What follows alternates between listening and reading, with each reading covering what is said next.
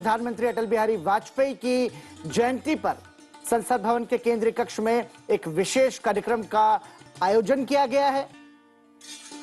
आज कृतज्ञ राष्ट्र देश की दो महान विभूतियों को याद कर रहा है। 25 दिसंबर की तारीख इतिहास के पन्नों में इसलिए याद की जाती है क्योंकि आज देश की दो महान विभूतियां एक साथ जन्मी थी।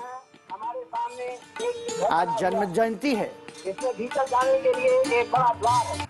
इसमें अनेक स्थानों में पवन और प्रकाश के लिए खिड़कियां और झरोखे हैं। भीतर बड़े बड़े खंबे और तालान हैं। धूप और पानी के रोकने के लिए छत्ते और छज्जे बने हुए हैं।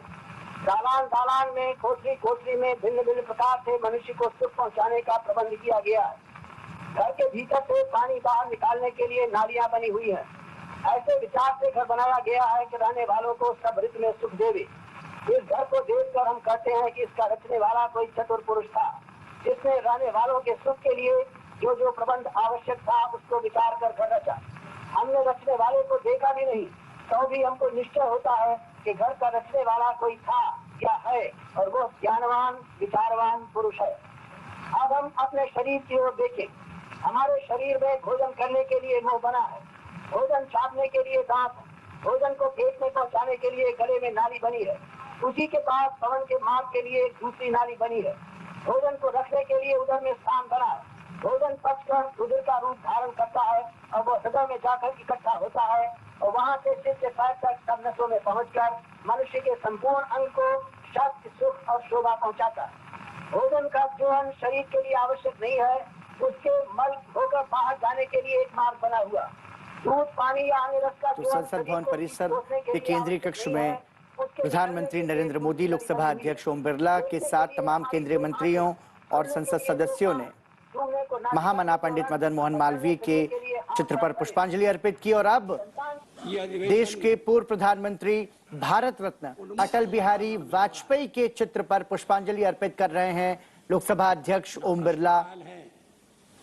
प्रधानमंत्री नरेंद्र प्रश्नकाल न होने से मंत्री स्वतंत्र हैं।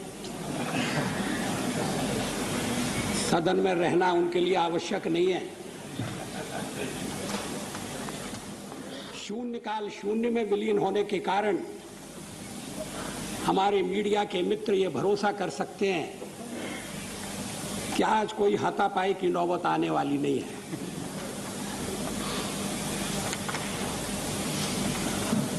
न सभा के पटल पर कागज पत्रों को लिटाने का सवाल है और न नियम 377 के अधीन अपनी व्यथा कथा कहने की गुंजाइश है।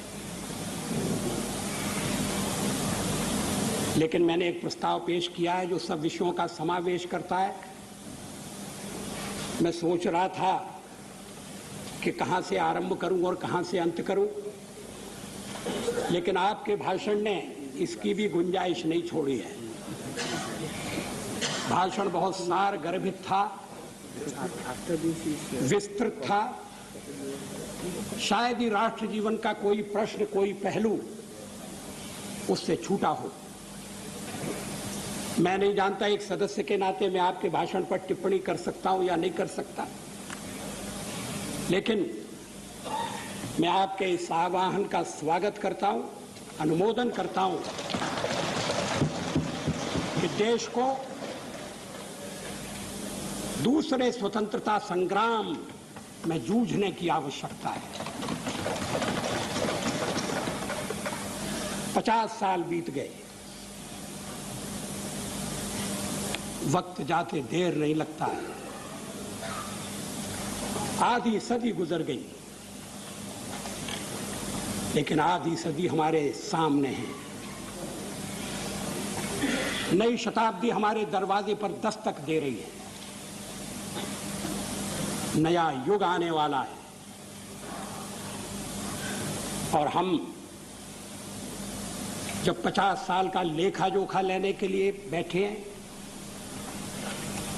स्वाभाविक है कि हमारा ध्यान इस बात की ओर जाए कि आखिर हमने जो उपलब्धियां प्राप्त किए उन सब के बावजूद देश अपने सारे सपनों को पूरा क्यों नहीं कर सका है। आज जब हम